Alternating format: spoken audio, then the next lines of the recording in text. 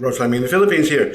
I hope you're well. It's a very warm afternoon. Please do remember that we need your money, so if you want to keep hearing these, you want to be entertained and enlightened by me and stuff from Sam, then you really do have to put your hand in your pocket and send some money to one of the sites which are listed on the in the text box down below. Is the Philippines paradise or purgatory for gays? Now, this comes up quite regularly, and I think there might even be some other videos on this, and I would like to give my own particular take on it. It's a question that is asked as much by Filipinos as it is by Westerners, and it's got some interesting answers, so we'll look at it. When we say gay in the mainstream Filipino culture, and that's the same for all of the Southeast Asian ones, what we're talking about, a gay, and it's a gay, is a male who is feminized and sexually receptive, right? In other words, he looks like a girl, or at least he certainly doesn't look masculine, and he will be sexually receptive in bed. That is, he takes it. That's what a gay is. And a lesbian, just to let you understand, because they do, there's plenty of them, they're called Toms here. A lesbian will be a masculinized female who likes to be dominant in bed. And she'll have other characteristics as well. She'll like to be protective of her partner, so on. Now, the important thing to notice here is that gays, that is the feminized males, only date masculine men. They will not date other gays. They don't want to know. They won't do it. And at the same time, if we look at the Toms, that's the masculinized females, lesbians, they will not go with each other. It's very, very rare. They're looking for conventional feminine women. Now, a number of years ago, I had a conversation about this. I may have mentioned it before, but it's worth it again. A number of years ago, I had a conversation with a person who was actually Thai, but she'd been brought up in the United States since she was a very small child. So she had filled her head up with all of these really strange American ideas, US American ideas, because they're not held in any other part of America. It's only the USA that has this, in which gays were like with like. You know, homosexuality was like with like, in that hairy men went with hairy men, and feminine men went feminine men, and butch lesbians went with butch lesbians, and feminine lesbians went with feminine lesbians, and that just doesn't exist outside of that particular cultural milieu. It's not there. So this person had come and was in fact in Thailand, was looking to have some fun with the local lesbians, and it just wasn't happening for her. And she said, it's just terrible. It's an awful place for lesbians. And I asked her to explain this. And the problem that she had was that she was a conventional feminine looking woman. I mean, you wouldn't really have known, apart from maybe some slight masculinity about the face. And remember, we're talking about Thai here, so she was already rather gracile in her features. You wouldn't have just thought that was a lesbian, you know. But she said that when she approached women, they weren't interested at all because she looked like them. And she was still hung up on this American thing of like with like. And what you have to understand is that doesn't exist anywhere else. That is unique to the United States, the Anglosphere really, and to some middle-class cultures out with that. But those are ones which have been tainted, if you like, have been affected and influenced by this Anglo-Saxon culture. And it actually affects quite a number of things. So this is a really marked example of it. So from her point of view, Thailand had been a desert. She hadn't had sex once in the time that she'd been there because nobody would look at her. The women that she was interested in just shook their heads and walked away. They wanted a masculine lesbian. They wanted somebody who looked like a guy, a Tom. And this is exactly the same with Ladyboys. Now, one thing I'll have to make clear, because it's obvious that some people haven't really clicked this, is that when we're talking about Ladyboys, there are two totally different spheres here. That's the sex worker and the non-sex worker. Now, okay, it's true that an awful lot of girls will dabble in some sex work when they need the money, but most of them, no. And actually, there are actually two separate communities. You've got the sex workers on one hand and the general ladyboys you might find working in the bank or in the mall, things like that, caranderias. In Thailand you find all of that. Here a bit less, but they work in BPO centres and call centres, things like that, because they have good English. They're not doing sex work. They're doing other kinds of jobs. Don't assume that what you find amongst sex workers actually applies. Because honestly, a sex worker, if she thinks she can sell you some sex, she'll say anything. She'll say anything she thinks you want to hear. There's as much point in asking a used car salesman about the quality of a car he's flogging. It's just silly. You're not going to get an honest answer. So don't ask. Don't ask. If you're dealing with a sex worker, pay her and move on. We're talking here about the non-sex workers. Anyway, this idea is really important because what happens is that the relationships that are formed between masculine men and ladyboys, which is the standard term that we use to describe a feminized male in Southeast Asia, and it's the one they choose. I didn't invent it. They like it, right? So the standard relationship between a masculine man and a ladyboy will be, apparently, to the outside world, will look exactly like a relationship between an ordinary man and a woman, because she'll be incredibly feminine. She'll have long hair, she'll be pretty, she'll work on her makeup so she looks good, she'll have been on hormones since she was even a pre-teenager, some of them.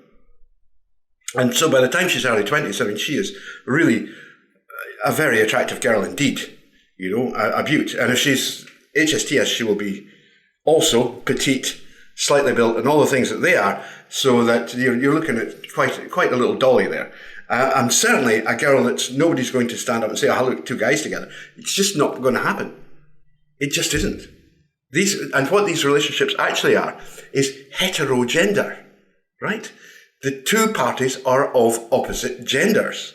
Now, they might actually be the same sex. Sam has a willy, It doesn't interfere with the way we live our lives and have sex and have fun. The intimacy of our relationship is not compromised in any way at all by the presence of that.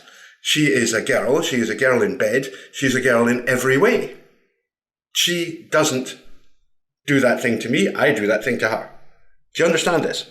And this is the standard model. This is normal. If you're thinking about girls who you can persuade on the payment of $50 to Roger you, then you're talking about sex workers, because ordinary girls will not do it. They just won't. They'll say, no, I'm not doing that. And, we occasionally get that kind of person, the barfly cockhound comes on the site thinking that he really knows all about the situation, having spent his summer holidays for the last 5 years hanging around the bars of Pattaya. No, I'm sorry, mate, you don't know what you're talking about. So, in some ways, Southeast Asia is awful for you. If you happen to be an American-style homosexual, that is a lipstick lesbian, we might call him, or a new gay man, the macho butch type of gay man, it's going to be awful for you because nobody's going to go near you. They just will not have anything to do with you. The people who would be your targets are not interested. They're like, no, we don't go with you. I mean, a gay male here will not go with another gay man. He just won't do it. He only wants straight men, straight masculine men. And by the same token, a butch lesbian here will not go with a butch lesbian. She only wants feminine, conventional women. Those are her targets. So if you happen to have this very strange US-can idea of what homosexuality, gayness, this sort of thing, all sort of warped by the stupidity, the rank stupidity of queer theory in the West, then you're going to have a thoroughly miserable time here. You're really not going to enjoy it because it's a desert.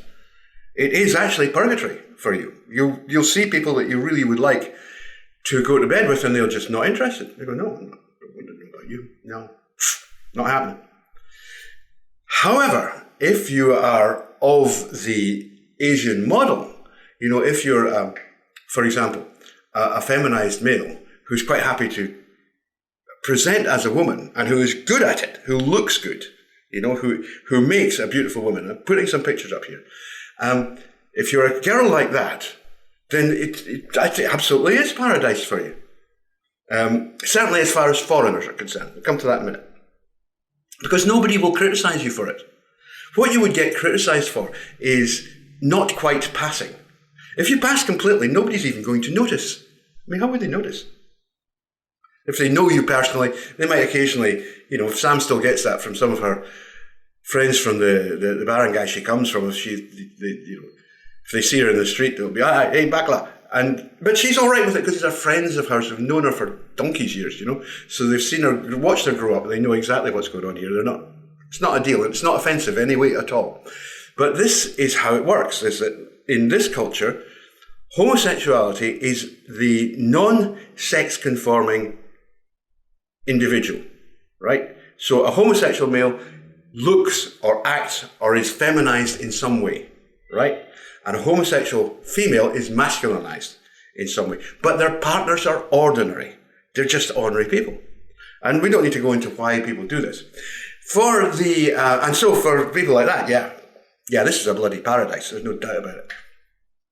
And that's made doubly the case because although it's not at all uncommon to see two Filipinas in a lesbian relationship, in which one of them is a butch lesbian, occasionally you see sororal relationships, but these are really like marriages of convenience or perhaps, what do you call it, situational homosexuality, where you've got two women who've been abandoned by their husbands and they go, right, let's set up a house together, and at least that way we're safe, we can protect each other, we can look after each other's kids, and we'll just set up a home like that. And they do that. That does happen.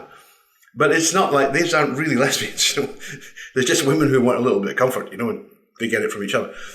But in the broader sense, that a lesbian is a butch, masculinized female. So these are heterogender relationships in that the appearances are conventional. Like, they look like ordinary male and female relationships, except there's a little bit of a trick there. And the thing I want to talk about a little bit with regard to Westerners, and I mean Western men here, is that most ladyboys, not all, but most, start their sexual careers rather early, at an age that probably would shock most Americans, because I know how easily upset you are about things like that. And they carry on. But what is interesting is that although they may well be having a pretty active sex life in their early mid and later teens, by the time they reach about 20, it all dries up.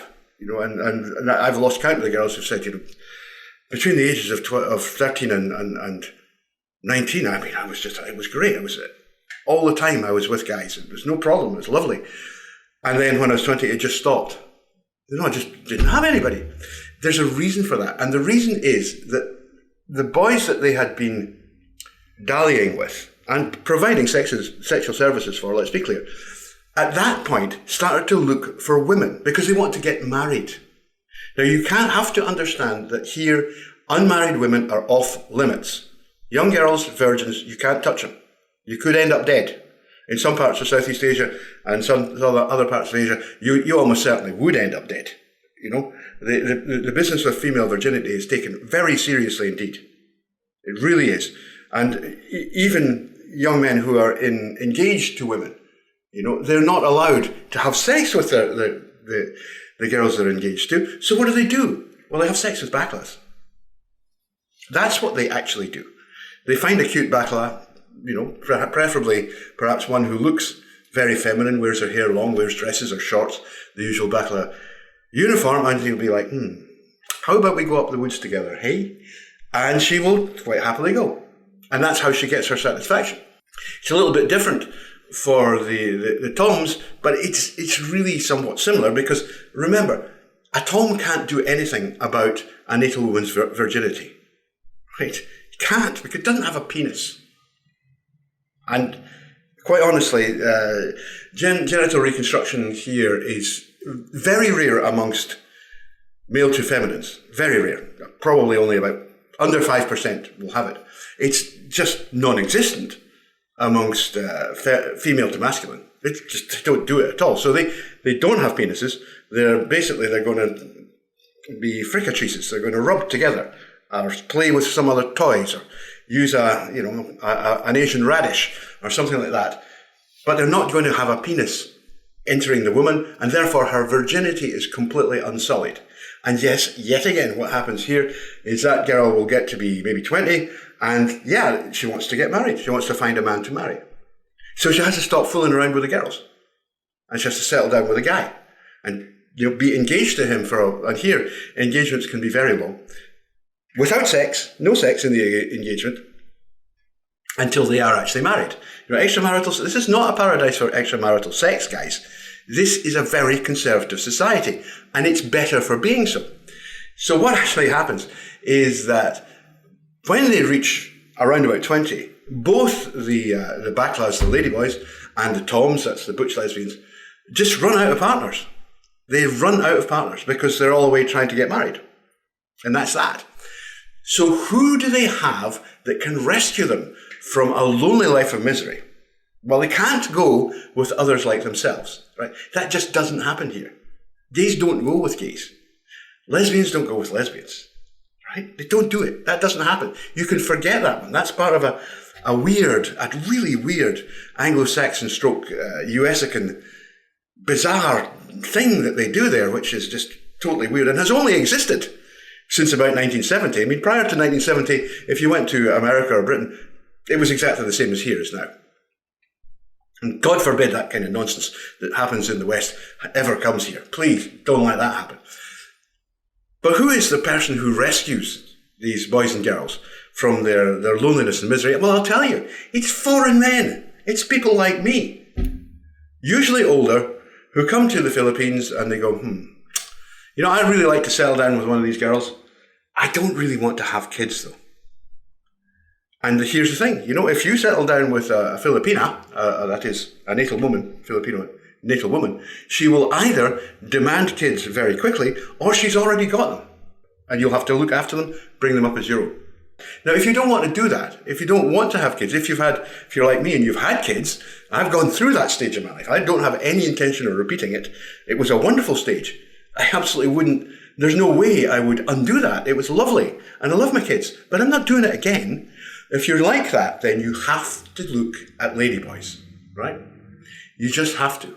And I suppose there must be women out there who are conventional feminine women, who might find that they can get on with butch lesbians, but they have to accept the butchness. They have to accept the fact that these are going to be masculine. It's not an egalitarian relationship. But even if, I don't actually think that really exists. One of them is going to be the man in the relationship. And in a ladyboy straight guy relationship, it's a straight guy and a ladyboy. It's a straight guy and a girl. It's a man and a woman. It's really that simple. There's no confusion in anybody's mind here. So if you're into that, if that's what you like, then yeah, this is actually a paradise. It's wonderful. And I've been coming to the Philippines now for, this is my 10th year. And I met Sam 5 years ago. But prior to that, I had a long relationship and I had many, many short relationships. And I'll tell you this. Men don't come here to chase ladyboys. They come here to stand still and let the ladyboys catch up. That's all they do. That's all you have to do. You stand at a bar and a ladyboy will eventually show up. Now, she might be a sex worker, that's not one that you want. But if you spend time in a mall or in certain other places like hang around markets and things like that, go to places where there are ordinary people, you will encounter ladyboys. And they will have no hesitation about arranging a date with you. They're not shy. If you say, "Oh, hi, you're very pretty," they'll be, "Oh, that's lovely of you to say so.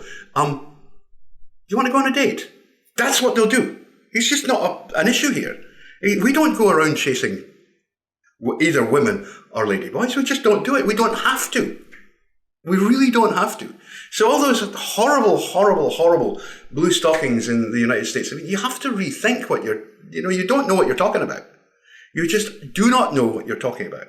We are actually the white knights. We are the saviors of these poor girls who otherwise would be lonely and alone for the rest of their lives. And I know plenty like that. There's only one of me. I can only have one.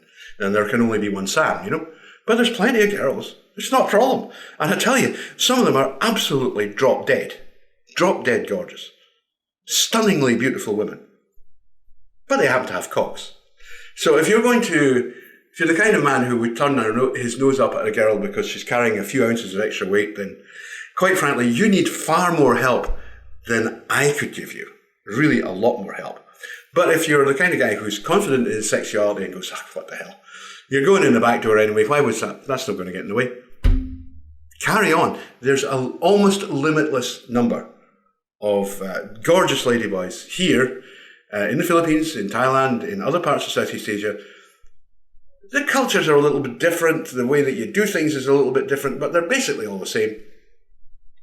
Across the region, there's millions, literally millions, of gorgeous ladyboys looking for men. And if you have to, I used to be a lot better looking than I am, I used to be. I'm 66 now, when I was 40, I was pretty good looking. And a guy like that coming here, it would be like they would fall at his feet. I kid you not, they would be falling all over him. And even, I've seen wrecks far, far, far worse than me. Gorgeous ladyboy on the arm. And she's quite happy. Don't get the impression that these girls are somehow miserable sex slaves to the terrible white man. No, they absolutely bloody love it. They think it's great. It's exactly what they want in life. A steady man. Okay, so the Philippines is both. It is both a purgatory and a paradise. All I say is if you're a Western style gay, right, or a Western style lesbian, you're going to get a real culture shock when you come here. Are you ever? If you're a straight guy or a straight woman, probably not so much of an issue. You just accept what you're dealing with, You go, the girl I'm talking to happens to have a penis. So what? She's not going to get in the way. She's not going to do anything untoward with it. She's a girl. She wants you inside her. Simple as that. And it's very, very pleasant indeed. And very rewarding, very satisfying for both parties. Sam and I have been together for 5 years. We both agree that it's the best 5 years we've ever had. Maybe the 10 years when my kids were all very young, that was pretty bloody good. But this is really good too. Why would anybody be so stupid as to turn that down? A life with a beautiful, considerate, attentive, loving woman just because she's carrying a bit of extra weight. It's so stupid it doesn't really bear thinking about. Anyway, that's enough for that one. Bye-bye.